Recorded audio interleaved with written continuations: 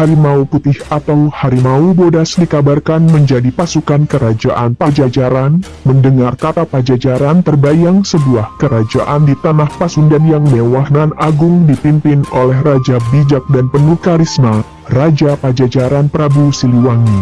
Sang Prabu yang dikenal sakti mandraguna juga arif dan bijak ini, ternyata juga memiliki banyak pasukan tidak hanya dari kaum manusia, melainkan juga dari bangsa gaib. Jika dari Jawa Timur ada Prabu Tawangalun dan Kumis Bodasnya, maka di Jawa Barat juga memiliki Siliwangi dan Maung Bodasnya.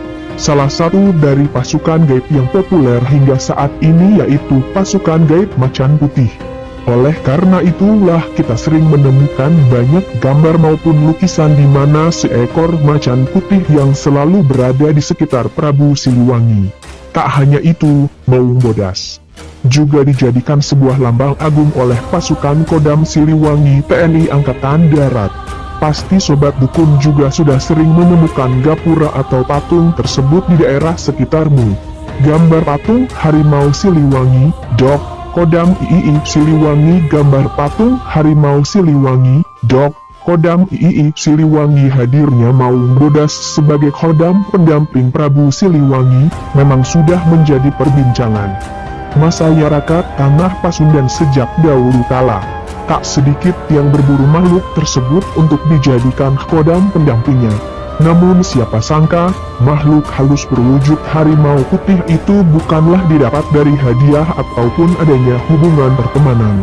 Ternyata, keberadaan macan halus tersebut didapatkan usai Sang Prabu menaklukkannya dalam suatu pertempuran sengit. Diketahui, macan putih yang dimaksud ini adalah Raja Macan Putih bernama Maung Bodas dari dunia gaib yang memiliki ribuan tentara sejenisnya. Oleh karenanya, dipercaya jika Prabu Siliwangi mampu menguasai semua kodam yang berwujud harimau setanah Jawa. Prabu Siliwangi dan Maung lengkap dengan pusaka, Dok. Prabu Siliwangi dan Maung Bodas lengkap dengan pusaka kujangnya, Dok. Piksa baik kisah ini bermula dari ketika Prabu Siliwangi hendak beristirahat di Curug Sawur Majalengka guna melepas lelah dalam pengembaraannya. Tanpa disangka, sekawanan macan putih gaib menghadang langkah dan hendak menerkam Sang Prabu. Namun, karena memang Siliwangi dikenal sangat sakti mandraguna, tidak satupun sekawanan macan itu yang dapat melukainya.